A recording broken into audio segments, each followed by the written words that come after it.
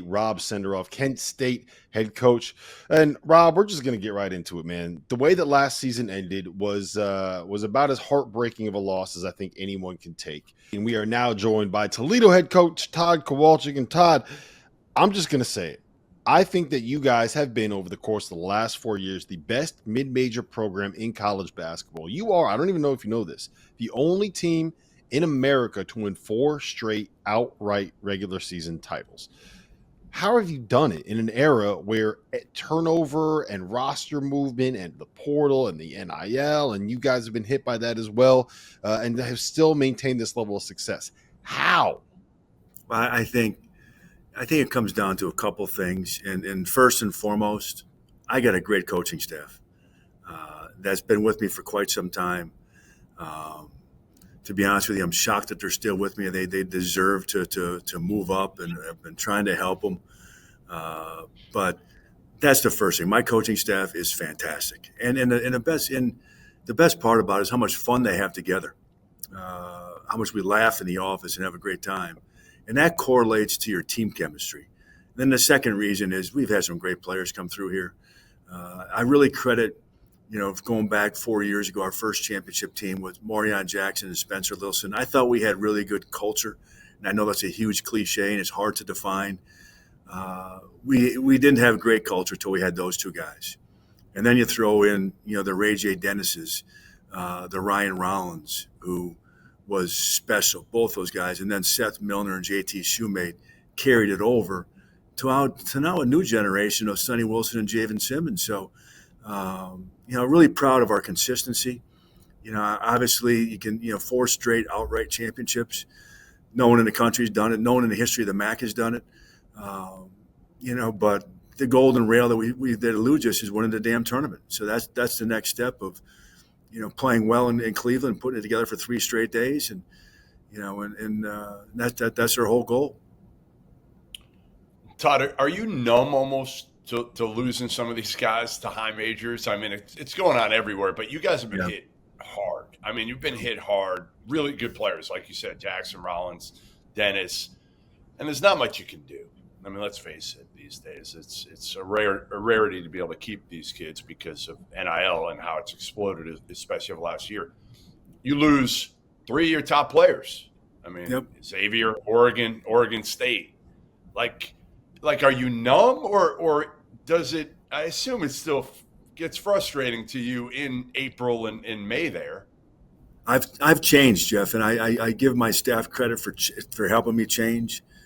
Sometimes when you're a veteran head coach, change is difficult, and they kept on preaching to me, "Hey Todd, if we have a good player that stays for 2 years, be thankful." And I was one of the first that said that nationally. Hey, maybe we'd start telling our recruits, hey, you put in 2 great years for us.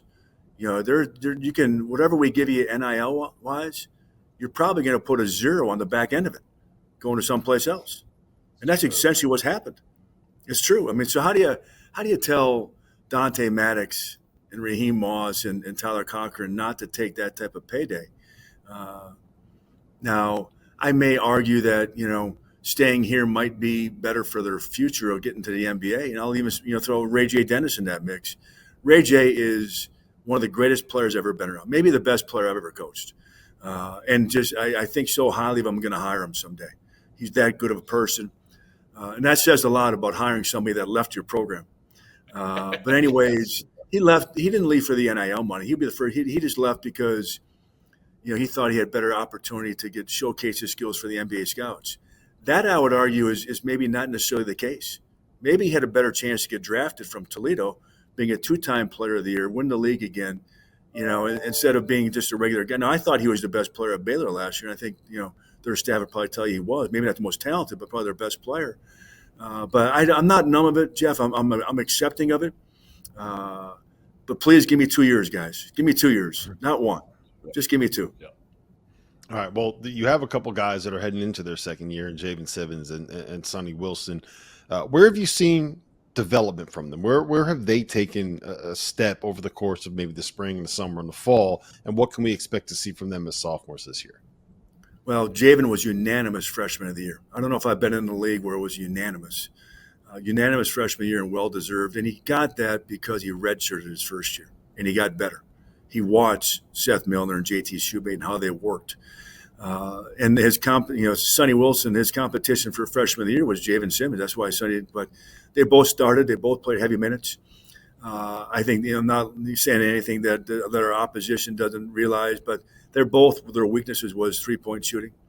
And they worked extremely hard this offseason to correct that. So look for them to be improved. That's still not going to be their strength, but they're improved. And we need to stretch the floor. I thought last year's team, even though our offensive numbers were really good, it was not as good of an offensive team that we had in the past.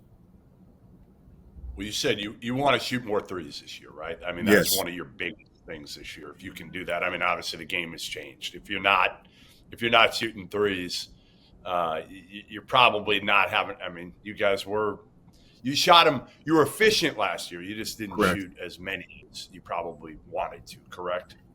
Correct. And I don't think we were a very good three-point shooting team. That's why we only took good ones. This year's team is a much better three-point shooting team. And I think that we need to shoot more of them. And you talk about how the game has changed. I just so firmly believe, and I know I anger some of our veteran, older alums or older fans. I say the game today is in a better place than it ever has been. Players today are by far better than they were 20, 30, 40 years ago. And you know what? Coaches are too, because of technology. Because of the accessibility we have to international basketball and NBA basketball. The greatest coaches in the world are in the NBA. So I study them as much as I possibly can. But I love the changes, and it suits how we've played during my entire 22-year career. I like skilled guys. You got a couple transfers coming in this year from the MAC. You got Seth Hubbard, leading returning scorer in the MAC, transferring in from Western Michigan, and Isaiah Adams coming over from Buffalo. Kind of a versatile 6'6", all around, do it all kind of a guy. How important is it to get players transferring in that have that experience already? Like the MAC is a very, very good league, a well-coached league. Everybody kind of knows each other, right? You know what teams are going to do. When you have someone that has gone through it for 1, 2, 3 seasons, how valuable is that for you? Well, Rob, I think there's a couple different things you can approach with the portal.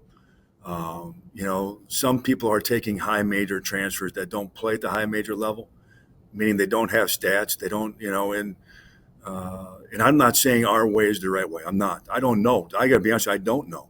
But, for example, there's some teams in our league that take high major guys and they may not average very many points, but they're high major talents maybe. We've looked at it the other way. We took, JT Shoemate, who averaged 18 points a game at Walsh, and translated into be a first-team All-League MAC level player. You mentioned two really good MAC players, Seth Hubbard and Isaiah Adams. They have legit MAC numbers, and I can tell you this, guys, 100%. The reason why they transferred here for two reasons. Has nothing to do with our great facilities, our great fan base, or, again, two things. We win consistently, and our players consistently get better. That's why I decided to come. The third transfer that you did not mention, we took another Division II guy, Colin O'Rourke from Wisconsin Parks. Saw a little bit of film on him, but I rely more on. I called some friends of mine that are head coaches in that Division II league, and both the guys I talked to said, "Todd, that kid's a damn good player. I don't know if he's going to start for you, but he's going to be a really good player for you." And sure enough, as a matter of fact, I gave him a new name. His name is Kurt Rambis. He looks like Kurt Rambis. He plays like Kurt Rambis. And our guys have no idea who the hell Kurt Rambis is. They don't have a clue. But I actually call him Kurt now. Everybody on the team calls him Kurt. They don't know why. So you'll see us play and say, yeah, he does look like Kurt Rambis.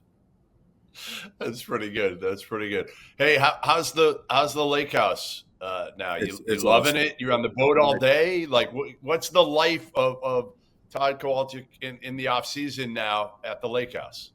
Well, it's only an hour away, so I can still get back for a recruit. My wife and I have used the lake house a ton this summer, but unfortunately not a whole lot together.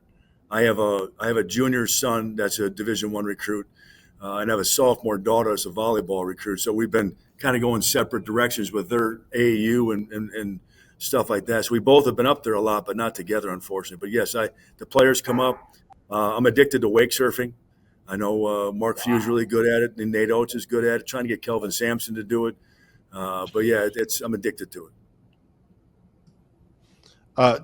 Are you allowed to? Your son, you said he's a Division I recruit. Are you allowed to mention him? You know, there's Yes, laws, there's absolutely. rules against this. Yeah. Oh no, you can with your sons. There are no rules. There aren't any rules anymore, anyways. But your son, there sure as hell no. Yeah, he's a Division I player. What's that? Are you recruiting him? I am is he going to recruiting play him. for you? What do you think? I am recruiting him. I would be surprised if he plays for me. Why? Why? Simply because I think my wife included, and him. I think it's really hard to coach your own son, and he wants to be a college basketball coach. And let's face it, I'd like to coach another, 6 to 10 more years. But I think if he plays for somebody else, maybe that guy can potentially hire him. He wants to be a college basketball coach, but I just think it's really hard. And it's even I've talked to Dick Bennett about this, coaching Tony and a couple other guys. But I think back in those days, they didn't have the social media. Like my son gets so much negativity now. Hey, you got all these offers because you're dad. No, Yeah.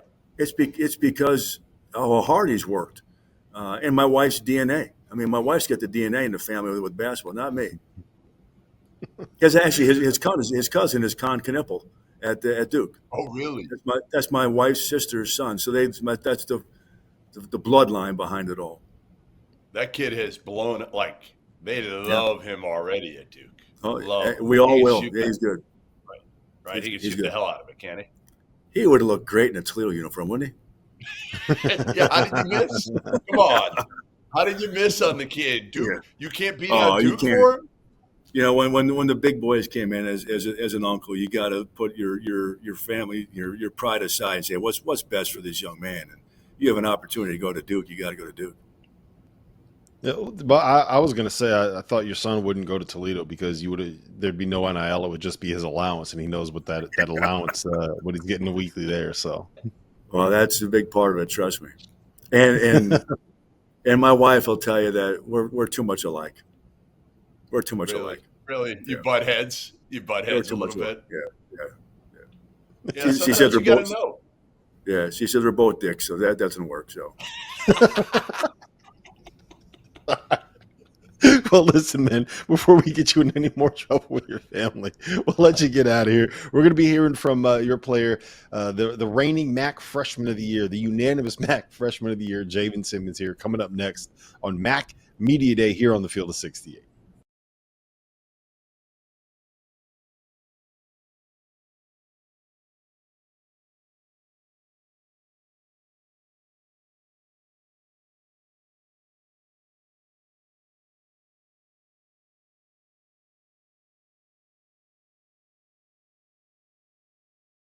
Welcome back to MAC Media Day here on the Field of 68, and we are now joined by the defending MAC Freshman of the Year, the unanimous MAC Freshman of the Year, Javen Simmons.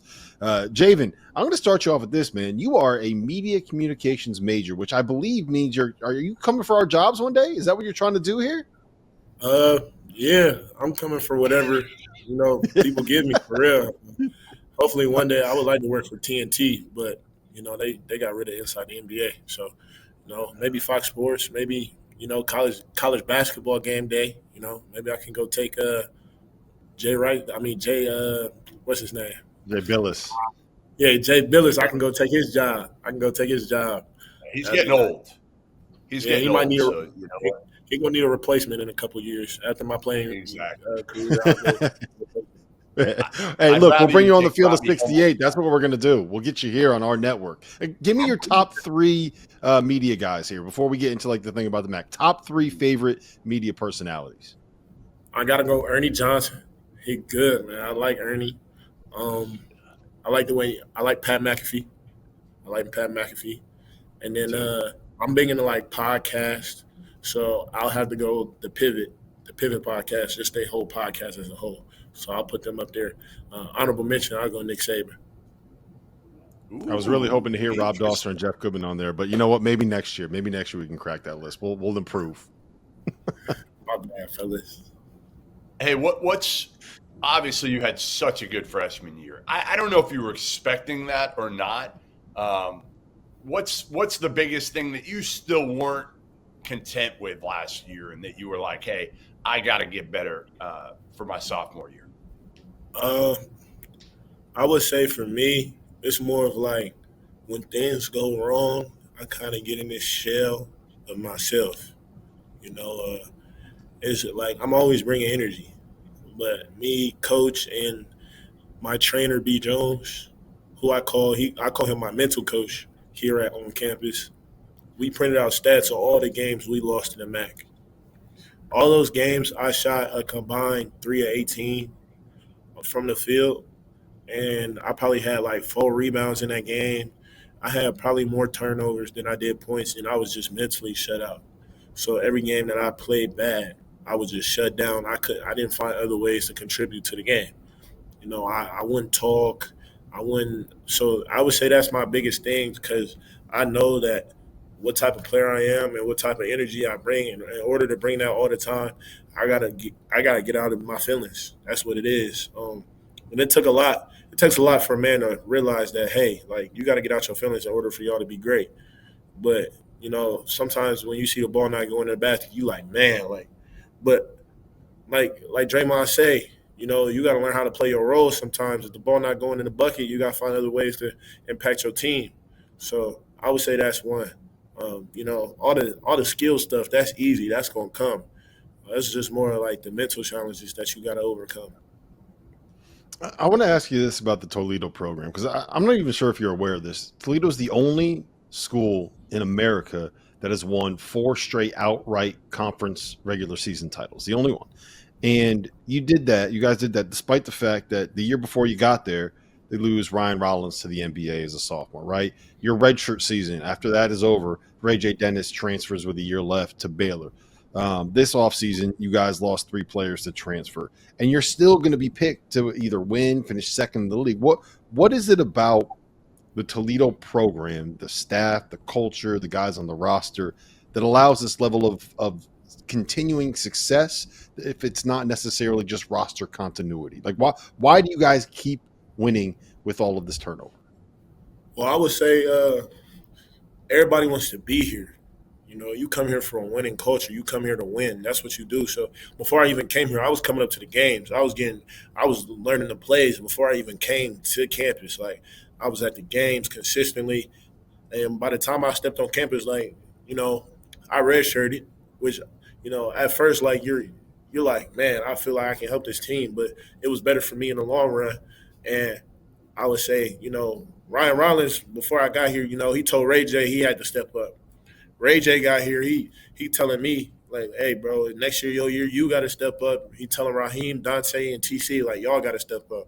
Now Raheem, TC, and Dante telling me, Sonny, Dre, hey, bro, it's time for y'all to step up. So and even JT and Seth, you know, they telling me I got to step up as well. So the people I learned from, you know, they always it's the winning culture. We just pass it along from year to year to year. And when you come in, you either gonna buy into that or you're not gonna see the floor much. So we're big into buying in on winning, not having a bad attitude, cheering on your teammates. If I set a good screen for you, say thank you. If somebody make a good pass to me, I'm gonna say thank you. You know what I'm saying? Point you out. It's all about showing love to everybody. So that's what it is. We gotta stay together and have a winning culture. All right, so show some love to your point guard who came in as a freshman and was kind of given the ball and did a great job, Sonny Wilson, on both ends of the court, right? I mean, he can guard. Um, how impressive was he last year as a true freshman? See, what y'all don't know is like me and Sonny is like we like brothers. Like me and him are attached at the hip. Like if you see me, you gonna see him. Like our coaches call each other our shadow. Like that's how much we together. Um, so I would say, you know, just to see him thrive in his role. He came in. He's a freshman. It's difficult for a freshman point guard to succeed. And y'all seen during in the end of the year, it started to click. So if I was, maybe I would like when Akron was double teaming me. He had 20 that game. I'm like, Sonny, bro, that's you. You know what I'm saying? Like everybody gonna have their game. And that's what they was trying to explain to us. Everybody gonna have that game, so regardless who you are. And I was so proud of him just to see the way he stepped up. You know, it's hard to replace a Ray J. You know what I'm saying? Like it was hard to replace him. That's player of the year. And he came in, he did a great job running the team, did a great job getting us organized, talking. Um, I would say he probably the second best point guard I didn't ever play with. You know, I got to give credit to my boy Sean Jones, but they neck and neck though. They neck and neck. They're neck and neck. But you know, I played with Sean since I was elementary. But like I said, they neck and neck. They pretty good. They both pretty good. But I was proud of him the way he handled his situation. Yeah, you said you guys are attached to the hip. I was waiting for him to like pop out into the screen and wave hello there on the broadcast. All right, last thing I got for you, man. If you guys are going to win your 5th straight regular season MAC title, what's the biggest thing that's got to happen for you guys? What's the biggest key coming up for you guys this season to have the success that you want to have? Well, everybody know we can score. We got to buy into that defense, man. That's where it started. We can get that tenacity on defense. It's over. I don't think nobody can hang with us. We just got to guard. We got to be physical. We got to be as physical as people have been with us in the past. We got to take people out of their offensive sets, and we got to play as a unit, play together, be connected on defense, be one chain, be linked together. That's what it's going to be. Stay positive. No matter what's going on, just stay positive. We got to lead the right way, and we just got to make sure everybody taking care of their business, you know, putting in the extra work. That's where it really falls into, is just putting in extra work when nobody looking, unseen hours. But if we locking on that defense end, ain't nobody gonna guard us. Ain't nobody gonna be able to stop us. We got stops and rockets. We gonna be able to run the transition, and people gonna get frustrated after a while. You know what I'm saying? And that's when I get the chirping. Letting you know, hey, it's gonna be a long day. It's gonna be a long day. Javen, Hey, listen, it's been Doster. Hey, Doster. Just so you know, when he's done playing, you're out. You're out. We're swapping him in. So, like you're done. So you got a job waiting for you. All right. Y'all lucky I had to be over here quick because I was gonna bring my dog. I just got a puppy. I was gonna bring him over here so y'all can talk, y'all can see him, but I couldn't bring him over here in time. What kind of dog? He's a pit bull mastiff. He's 5 months old. He's 5 months old. He's already 55 pounds. He's about to be a big boy. Is he house trained yet? He's gonna be walking you soon. Hey, he's gonna be walking you. Yeah, he getting there. He had an accident yesterday, but it wasn't his fault. It was my fault. We was playing around on the steps. He liked to chase me around on the steps. So he get too excited, and you know when a baby get too excited, he going. So I was like, I couldn't even be mad at him. I was like, it's cool.